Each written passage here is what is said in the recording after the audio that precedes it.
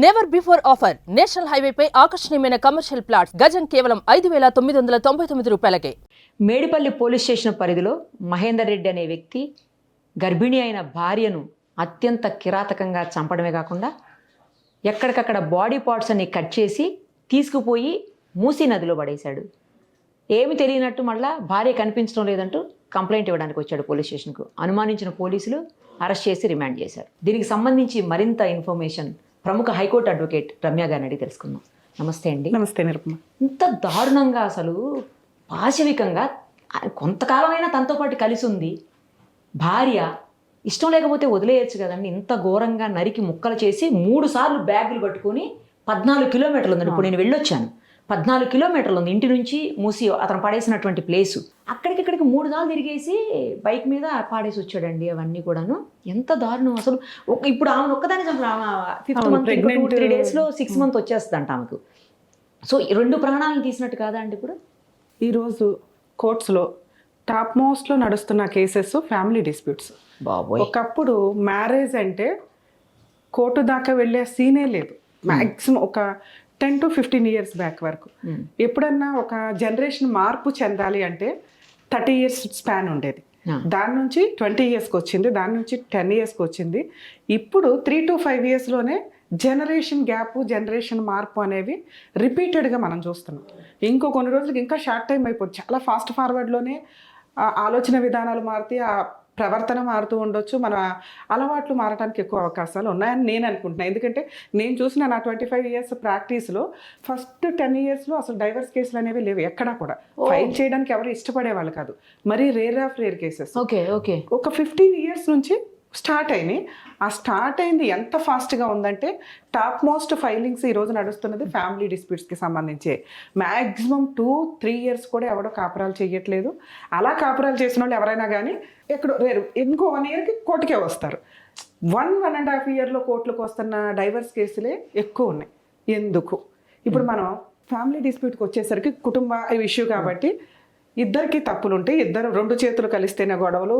ఈ ఫ్యామిలీ, వీళ్ళ parents over involvement, వాళ్ళ పేరెంట్స్ ఓవర్ వీళ్ళు ఫైనాన్షియల్, ఇది ఇలా ఏవో నానా రకాలు చెప్పుకుంటూ వచ్చాం.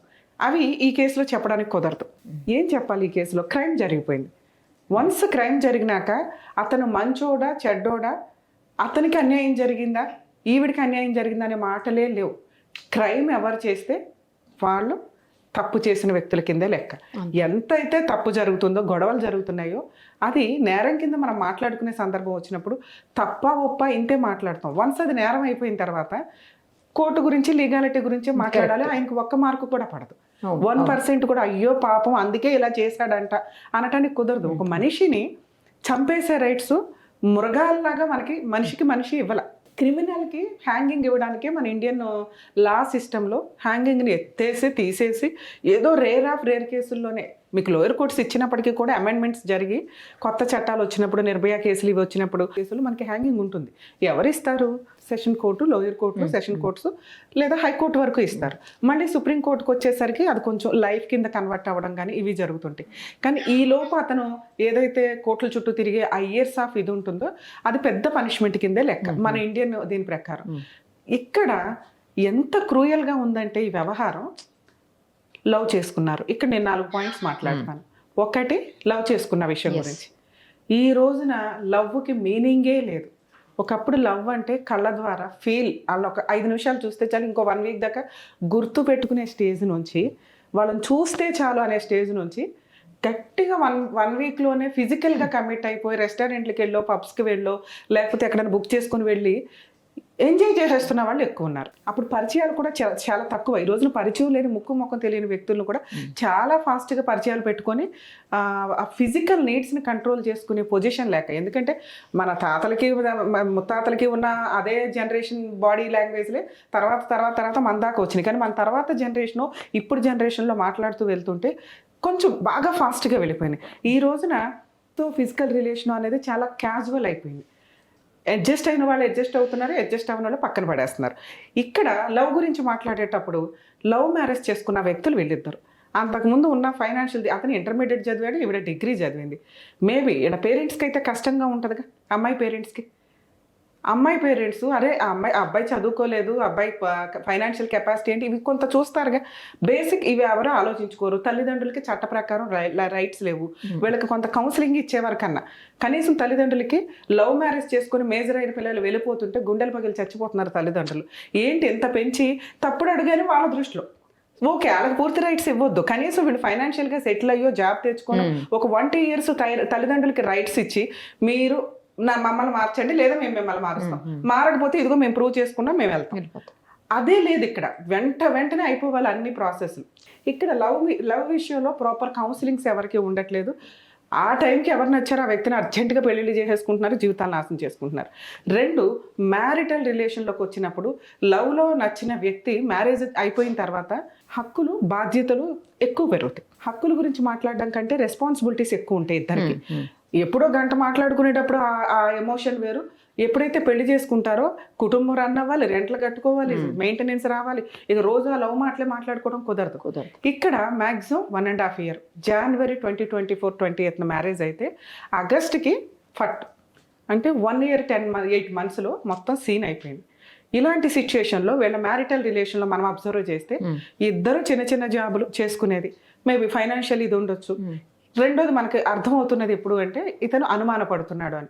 ఎప్పుడైతే ఎంఐ కాల్ సెంటర్లో చేస్తుందో ఈ రోజున ఒక వ్యక్తి యొక్క పర్సనల్ ఇన్ఫర్మేషన్ తెలియాలంటే ఫోన్సే. కానీ ఏ వైఫ్ ఏ హస్బెండ్లు వాళ్ళ పర్సనల్ ఫోన్ నెంబర్స్ని పార్ట్నర్కి ఇచ్చుకోరు. చాలా తక్కువ కేసుల్లో. మీరు ఎప్పుడైతే ఈ దీనికి సంబంధించిన పిన్ ఉంటుందో అది మీ హస్బెండ్కి ఇలా ఇవ్వగలిగితే ఓపే, ఇంకేం ఉండదు. అలాగే హస్బెండ్ కూడా. కానీ ఎవరు ఇస్తున్నారు? 80% అలా ఇచ్చుకోరు. ఒకళ్ళ పర్సనల్ విషయాలు ఇంకోళ్ళు ఇన్వాల్వ్ అవ్వద్దు. ఓకే, దానికి ఉండే లిమిట్ దానికి ఎంతవరకు అంతవరకు ఉండే పొజిషన్ ఉండాలి. ఇక్కడ ఒక వ్యక్తికి విపరీతమైన అనుమానం వచ్చింది. ఏది లవ్ చేసి పెళ్లి చేసుకున్న అమ్మాయి క్యారెక్టర్ని తిప్పి కొడితే 10 monthsలో డిసైడ్ చేసేసాడు ఈ అమ్మాయి ఎవరితోనో తిరుగుతుంది అని. ఆ అనుమానంతో ఇంత దూరం రావడం. ఈ మధ్యలో వీళ్ళకి 1 yearలో 4 పంచాయతీలు జరిగినాయట. సో ఈ ఫ్యామిలీ మ్యాటర్స్లో ఒకప్పుడు మీడియేషన్స్ చేయాలంటే కుటుంబ సభ్యులు పెద్దోళ్ళు కండవాలు వేసుకుని కూర్చునేవాళ్ళు. ఈ రోజున ఎవరికి ఎవరో చెప్పే సీనే లేదు. ఎవరి మాట ఎవరు వింటున్నారు? అసలు వినే సీన్ లేదు. అసలు ముందు మీరేంటి మాకు చెప్పేది, ఈవిడింతే ఈవిడింతే ఇంతే నడుస్తుంది తప్ప ఓపిక్గా ఒక పెళ్లి చేసుకున్నాక కాపురం నిలబెట్టుకుందాము. పార్ట్నర్ అన్నాక ఎవరైనా అంతే. మీరు సెకండ్ మ్యారేజ్ చేసుకున్నా అంతే, థర్డ్ మ్యారేజ్ చేసుకున్నా అంతే. ఇవి కొంచెం అడ్జస్ట్ అవ్వాలి మనుషులు. ఈ సీనే లేదు. ఇక్కడ వీళ్ళకి 4 పంచాయతీలు జరిగినాక కూడా ఏదో ఫోర్స్ఫుల్గా కలిపి ఉంచారే తప్ప వీళ్ళ నిజంగా కలిసి ఉంటున్నారా ఎంతవరకు ఏంటని చూసుకోవాలి. నెక్స్ట్ ప్రాణం దాకా వచ్చేస్తుందంటే ఇమ్మీడియట్గా జరగదు. వీడు ప్లేడ్ తీసుకొచ్చి కోసే అంత ప్లాన్ వస్తుందంటే అతని ఇంటెన్షన్ క్రూయాలిటీ స్లోగా ఆ పార్ట్నర్కి అర్థమవుతుంది. అది అమ్మాయి చేసినా అబ్బాయి చేసినా. ఈ మధ్య పెద్ద అమ్మాయిల్ని చంపేస్తున్నారు అంటానికి లేదు, రిపీటెడ్గా జరుగుతున్నాయి. అవి రిపీటెడ్గా జరుగుతున్నాయి. ఎంతలా ట్రెండ్ అవుతుందంటే బ్లూ వాటర్ టిన్నులు, వాటర్ డబ్బాలు బ్యాన్ చేయండి అనే అంతలా. ఎందుకంటే జెంట్స్ని చంపేసి వాటిలో వేసి అంటే క్రూయాలిటీ పర్సంటేజ్ ఎంతలా పెరుగుతుందంటే సైకలాజికల్ ప్రాబ్లమ్స్. దీన్ని కంట్రోల్ చేసుకునే కెపాసిటీ ఎవ్వరికీ ఉండట్లా. ఒకప్పుడు అదే కోపం అందరికీ ఉండేది. కానీ సొసైటీ అంటే భయం, కుటుంబ సభ్యులు అంటే భయం, ల్యాండ్ ఆర్డర్ అంటే భయం. నాకు మేజర్గా అనిపించేది ఏంటంటే మీరు ఇందాక అన్నారు ఎందుకు వదిలేస్తే అయిపోయేది కదా. వదిలేస్తే ఎక్కడ అయిపోతుంది? అవ్వట్లా. అది అబ్బాయి కన్నా అమ్మాయి కన్నా అవ్వట్లా. ఎందుకు అంటే అది బెటర్ కదా అని మన ఇద్దరం మాట్లాడుకుంటున్నాం. మిగతా 99.9% జనాలు వదిలేసిన పర్సన్స్ని మనం ఈరోజు వెళ్ళి ఇంటర్వ్యూ చేస్తే నరకం కనిపిస్తుంది వాళ్ళకి. ఎందుకంటే ఒక పార్ట్నర్కి వదిలేయడానికి ఇష్టం ఉండి ఇంకో పార్ట్నర్కి ఇష్టం లేకపోతే మన ఇండియన్ లా సిస్టమ్ ప్రకారం కోర్ట్స్లో మినిమం 5 to 7 years పడుతుంది. 5 to 7 years ఫైట్ చేసిన తర్వాత కూడా ఆ అబ్బాయికి కానీ ఆ అమ్మాయికి కానీ డైవర్స్ రావడం చాలా కష్టమైపోతుంది. సుప్రీంకోర్టు నెంబర్ ఆఫ్ జడ్జిమెంట్స్ వాళ్ళు మేము కలిసి ఉండము అని ఏ ఒక్క పార్ట్నర్ అన్నా డైవర్స్ డిక్లేర్ చేయండి, అమ్మాయికి కాంపెన్సేషన్ ఇవ్వండి అని. అలా 3 yearsలో కనుక కేసులు కంప్లీట్ అయితే మీకు ఇలాంటి క్రైమ్ పర్సంటేజ్ జరగదు. కోర్టుకి వెళ్తే న్యాయం జరుగుతున్నప్పుడు ఇక్కడ ఎందుకు చంపుకోవాలా? ఇందాక మీరు అన్నారు కదా ఇంత పెద్ద క్రైమ్ చేయడం కదా అది బెటర్ కదా అండి అని. ఇది దాంతో సమానం అయిపోతుంది ఈ రోజున. అతన్ని చంపమనో లేకపోతే అమ్మాయిని చంపమనో మనం అనట్లా. ఎంతలా అంటే కోర్టులకు వెళ్ళి లాయర్ల చుట్టూ తిరిగి 6 కేసుల ఒకే క్రైమ్కి ఒక పనిష్మెంట్ ఒకే కేసే కదా. ఫ్యామిలీ మ్యాటర్స్ విషయానికి వచ్చేసరికి మీకు 6 to 7 కేసెస్ ఫైల్ చేసుకుంటారు. మళ్ళీ దాని మీద హైకోర్టు పిటిషన్స్ ఉంటాయి. ఇవి ఎలా అవుతున్నాయి అంటే ఆ ప్రెస్టేషన్ తట్టుకునే కెపాసిటీ లేదు. ఇప్పుడు కరెక్ట్ అడ్వకేట్ దొరకపోతే ఇక కోర్టుల చుట్టూ తిరగడమే. అడ్వకేట్లు దొరికినా దొరకపోయినా లా అలా ఉన్నప్పుడు వాళ్ళ ఫైనాన్షియల్గా వాళ్ళ ఆలోచన విధానం ఎంత మెచ్యూర్డ్గా ఉండదు.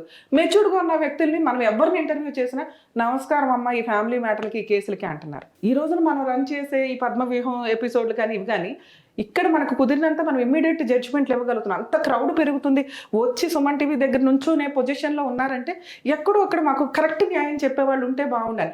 అలా అన్ని చోట్ల దొరకట్ల. లోక్ అదాలతులు ఉన్నాయి, కౌన్సిలింగ్స్ ఇచ్చిన ఎవరు వినే పని లేదు. ఎందుకంటే ఆలోచన విధానంలో సైకలాజికల్ డిప్రెషన్స్ చాలా ఎక్కువగా పెరిగింది. ఇతను కోర్టుకు వెళ్ళి న్యాయం తెచ్చుకుంటే బాగుంటుందని ఆర్డినరీగా మన ఇద్దరం మాట్లాడవచ్చు, కానీ అతని ఆలోచన విధానం ఏంటంటే కోర్టుకు వెళ్తే ఈ అమ్మాయికి న్యాయం జరిగింది. ఎందుకంటే ఆల్రెడీ 5 months ప్రెగ్నెంట్, ఇంకో 4 months 6 months 5 months అయితే డెలివరీ అవుతుంది. ఈవిడికి మెయింటెనెన్స్ ఇవ్వాలా, పిల్లాడికి మెయింటెనెన్స్ ఇవ్వాలి, కోర్టులో ఒక 4 కేసులకి తిరగాలి, డైవర్స్ రాదు, అతనికి వచ్చే 20-30 వేలకి దీనికంటే నేను జైలుకి వెళ్ళి కూర్చోవడం బెటర్ అనే ఒక క్రూయల్ మెంటాలిటీని రిపీటెడ్గా వింటాను. సో అట్లాంటి వాళ్ళకి ఇప్పుడు మనం అందుబాటులో ఉంటాం, కౌన్సిలింగ్స్ ఇస్తాం, ఇట్లా కాదన్న లా అంటారు, చేంజ్ అవుతుంది, కొంచెం ఓపిక పట్టండి, మీకు న్యాయం జరిగింది, పర్ఫెక్ట్గా నిజంగా ఫైట్ చేసుకుంటూ వెళ్తే ఆటోమేటిక్గా మీకు న్యాయం జరుగుతుందని. ఆ న్యాయం అనేది నేను అన్ని కోర్టులో చెప్పించలేకపోతున్నా. కోర్ట్స్లో నా చేతిలో పని కాదు, ఇది మన చేతిలో పని, మనం న్యాయం చేస్తున్నాం. అక్కడ మన చేతిలో పని కాదు, అందరం ఒకటే. కోర్టు దాకా వెళ్ళినప్పుడు మేబీ పర్ఫెక్ట్గా వర్క్ చేయగలుగుతామేమో తప్ప అక్కడ పొజిషన్ ఏంటంటే కోర్టుకి జడ్జికి ఇది ఒకటే కేసు కాదు, అంతే కదా. నెంబర్ ఆఫ్ రోజుకు నువ్వు 100-200 కేసెస్ కాల్ వరకే నడుస్తుంటే ఏం చేయగలుగుతారు? ఎవరిని అనటానికి లేదు. ఇప్పుడు లా సిస్టంలో ఖచ్చితంగా ఇటువంటి ఫ్యామిలీ డిస్ప్యూట్స్లో క్రైమ్ పర్సంటేజ్ తగ్గాలి అంటే మినిమం 3 yearsలో 2-3 కేసుల్లోనే ఒక క్రిమినల్ కేసు, ఒక మెయింటెనెన్స్, ఒక డైవర్స్, అంతే. ఎందుకు డొమెస్టిక్ వైలెన్సో ఇంకొకటో 5-6 కేసెస్ ఒక్క మ్యారేజ్ అంటే కోర్టుల చుట్టూ తిరగడం. ఇలాంటి సిచ్యుయేషన్స్లో క్రూయాలిటీని యాప్ట్ చేసుకుంటున్నారు తప్ప న్యాయం కోసం బయటకు వెళ్తే అరే బాబు ఆ అమ్మాయి ఎంతో నేను అంతే, నేనెంతో అమ్మాయి అంతే అనేది మన ఇండియన్ లాలో లేదు. అది కొంచెం చేంజ్ అవ్వాలి. మన లా సిస్టంలో మెయిన్ రీజన్ ఏంటి? మనం హిందూ సాంప్రదాయంలో మ్యారేజ్ అంటే బాగా రెస్పెక్ట్ ఇస్తాం, అది సమాజంలో లేదు కదా. దాన్ని ఎందుకు మనం త్వరగా అమెండ్ చేసుకోము? ఉంది సాంప్రదాయం, ఈ రోజు కర్మ అట్లా లేదు. ఆ సర్వే మీరు తీసుకున్నా కూడా ఓకే, వేరే కంట్రీస్లో ఏంటి మ్యారేజ్ ఒకవేళ ఒక పార్ట్నర్కి నచ్చల డైవర్స్, కాంపెన్సేషన్ కూడా ఆ రేంజ్లో ఉంటుంది. మినిమం 2 years మ్యారిటల్ రిలేషన్ ఉంటే కాంపెన్సేషన్ అనేది ఆ మ్యారేజ్ టైంలో జరిగిన దాంట్లో ఆయన 50% ఇవ్వడమా ఏంటని. ఇక్కడ కూడా అది ఎందుకు బెటర్? ఇలా పెళ్లి చేసుకొని అలా డైవర్స్ తీసుకోవడానికో, అలా కోర్టుకి అమ్మాయికి నచ్చకపోతే 1 monthలో కేసులు వేసేవాళ్ళు ఎంతమంది ఉన్నారు? ఆవిడ 1 month కాపురం చేసింది అయ్యా బాబు అని కోర్టులో ప్రూవ్ చేసుకోవడానికి ఈయనకి 5 years పడుతుంది, లేదా అమ్మాయికి అంతకాలం పడుతుంది. ఆ ఇంట్లోకి వెళ్ళింది నచ్చలే, నాకేమి వద్దు, నాకు మ్యూచువల్ డైవర్స్ ఇవ్వండి రా బాబు అని అమ్మాయిలు కూడా కొంతమంది ఉన్నారు. ఈడెవ్వరు, ఈ అబ్బాయి ఇవ్వడు, ఎందుకంటే వీడి సైకలాజికల్గా దీన్ని ఎందుకు వదిలేయాలి ఈ అమ్మాయిని అనే ఒక ప్రాసెస్. ఇలాంటి క్రైమ్ పెరగకుండా, ఎందుకంటే మనం చెప్తే వినే స్టేజ్లో జనాలు లేరు. సైకలాజికల్గా అంత డిప్రెషన్లోకి వెళ్ళిపోయారు. ఎవరికి వాళ్ళే కరెక్ట్, అవతల వాళ్ళ ప్లేస్లోకి వెళ్ళి ఆలోచించేంత ఓపిక ఎవరికీ లేదు. సో అలాంటి సిచ్యువేషన్ ఉన్నప్పుడు ఎవరిని మనం నమ్ముతాం అంటే ఇంకా వీళ్ళందరికీ ఫోర్స్ఫుల్గా ఒక చట్టం, ఆ చట్టమే 3 yearsలో ఫ్యామిలీ డిస్ప్యూట్స్ 2-3 కేసుల్లో తేలిపోవాలి. ఆ అమ్మాయికి కాంపెన్సేషన్ ఆర్డర్ చేయండి ఫుల్గా, తను ఏదో చెప్తుంది కదా లిస్టు, ఎంత ఖర్చు అయింది ఎంత అని. అలాగే అదేదో ప్రూవ్ చేసుకుంటే అమ్మాయికి కాంపెన్సేషన్, ఇతనికి డైవర్స్. అలాగే అమ్మాయిలకు కూడా 1 year 1 monthలోనో 2 monthsలోనో వెళ్ళిపోయిన అమ్మాయికి కాంపెన్సేషన్ ఎందుకు? ఏదో రీజన్ చెప్తారు, అబ్బాయికి అక్రమ సంబంధాలు, అబ్బాయి తాగుబోతూ, అబ్బాయి ఇది అని. ఆ రీజన్స్ లేవు కాబట్టి, నచ్చలేదు కాబట్టి నువ్వు బయటకు వచ్చేసిందని కేసులు వేసావు, కానీ వదలవు, కోర్టుల చుట్టే తిరుగుతారు. ఎందుకంటే పేరుకో భర్త ఉండాలో ఇంకొకటి. సో ఈ సిస్టమ్ కాటాలాగా వేసుకుంటే మనం ఇటు ఒకసారి ఈచ్ కేసు డిఫరెంటే. ఈచ్ కేసులోనూ మనం కామన్ చేయాలి అంటే మినిమం న్యాయం వీళ్ళకి ఒక 3 yearsలో జరిగిద్దని ఒక క్లారిటీ ఇస్తే, చట్టంలో మార్పు ఎంతకాలం అయితే అంతకాలం అని రాకుండా కొంచెం ఫాస్ట్గా మనం మూవ్ చేయగలిగితే, వీళ్ళు ఒక్క 3 years కోర్టుకి వెళ్తే మనకి న్యాయం జరిగిపోద్దురా బాబు అనే ఒక వే వేయాలి. మనం కోర్టుకు వెళ్తే ఎంతో జరిగింది కాబట్టి నేను ఈ క్రైమ్ చేసేస్తానంటే ఎవరు వేసుకుంటున్నట్టు ఈ పాపం అంతా? అదే కదా. సో ఇది కొంచెం రిక్వెస్ట్ ఇదేంటంటే మన దీని నుంచి కనీసం లా సిస్టంలో 2-3 yearsలో కేసులు క్లోజ్ అయ్యేలాగా ఉంటే బెటర్. సుప్రీంకోర్టు చాలా చేస్తుంది, లోక్ అదాలతులు పెడుతుంది, కౌన్సిలింగ్ సెంటర్స్, మీడియేషన్స్. కొన్ని కోర్సులో అయితే పాపం జడ్జెసే మీడియేషన్ చేస్తున్నారు.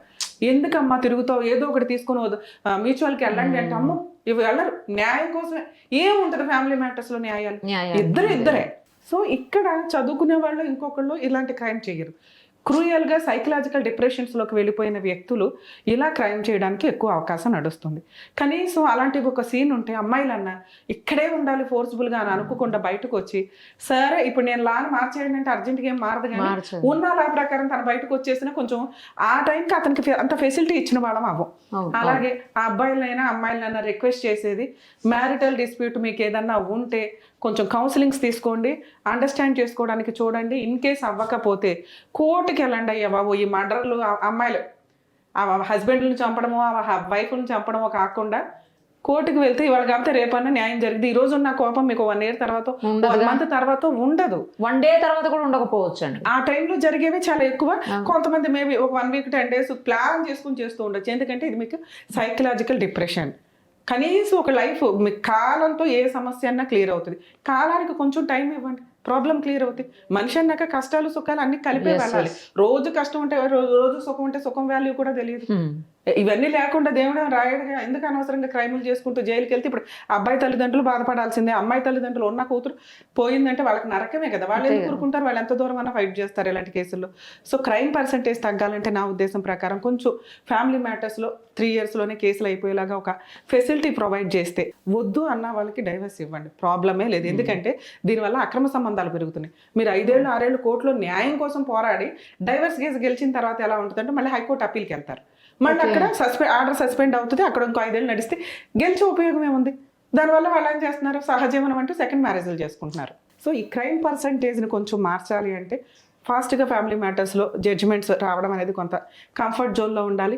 అబ్బాయికి న్యాయం చేయొచ్చు, అమ్మాయికి న్యాయం చేయొచ్చు. ఇప్పుడు నేను చెప్పిన ఇందాక వేరే కంట్రీస్ రూల్స్ ఫాలో అయితే బిలో 2 years లోపు ఏ కాంపెన్సేషన్లో వద్దు, ఏం ఖర్చులు ఉన్నాయో అవి ఇప్పించేయడం. ఆఫ్టర్ 2 years పిల్లలు ఉన్న కేసుల్లో న్యాయం ఎట్లా చేయాలనేది కొంచెం ఎక్స్పర్ట్స్ అందరూ కూర్చొని చేస్తే బాగుంటుందని నా ఉద్దేశం. సో ఇప్పుడు ఆ అబ్బాయి లోపల కడుపులో ఉన్నటువంటి బిడ్డతో సహా చంపాడు కాబట్టి ఇద్దరిని చంపినట్లు అవుతుందా అండి, లేకపోతే ఒక్కళ్ళనే చంపినట్టు? ఇప్పుడు మేడం యాక్చువల్గా ఇక్కడ ఇద్దరా ఒకళ్ళ అని కాదు. ఒక మర్డర్ కేసుకి ఏదైనా ఒక క్రైమ్ జరిగినప్పుడు క్రైమ్ యొక్క క్రూయాలిటీ ఇంపార్టెంట్. ఓకే, క్రైమ్ కి పనిష్మెంట్ ఎంత ఉంటుంది? మర్డర్ కేసుల్లో 14 years, లైఫ్, హ్యాంగింగ్. మరి 3 ఎందుకు? ఒకటే ఉండొచ్చు కదా. మర్డర్ అంటే మర్డర్, దానికి సంబంధించి లైఫ్ ఇచ్చేయడము, హ్యాంగింగ్ ఇచ్చేయడము చేయాలి కదా. ఇలా ఎందుకు up to 10 years, up to 14 years ఎందుకు అంటామంటే సివియారిటీని బట్టి, క్రూయాలిటీ యొక్క థింకింగ్ ని బట్టి, ఇంటెన్షన్ ఏంటి, ప్రిపరేషన్ ఏంటి, ఇతని ప్లానింగ్ ఏంటి అంటే అన్ఎక్స్పెక్టెడ్ గా జరిగే వాటికి రీజన్స్ ఎతుకుతారు. ఇందాక నేను చెప్పా, ఈయనకి మార్క్స్ పడతాయా లేదా, 1% లేదా అన్నారు. ఇప్పుడు వచ్చి మాట్లాడితే ఒక ప్రెగ్నెంట్ ఉమెన్ 5 months బేబీతో ఉన్న అమ్మాయిని చంపేయడానికి ఒక రంపం తెచ్చి, ఇప్పుడు గొడవ జరుగుతుంటే పట్టాన్ని పొడిస్తే అది యాక్సిడెంటల్ మర్డర్. సో దాంట్లో కోర్టుని మనం కొంత కన్సిడర్ చేయించడానికి ఇలా రెచ్చగొట్టిందంటే ఇట్లా ఎమోషనల్ ఎట్లా ఏదో ఆర్గ్యూ చేసుకుంటారు. అయినా పనిష్మెంటే, క్రైమే.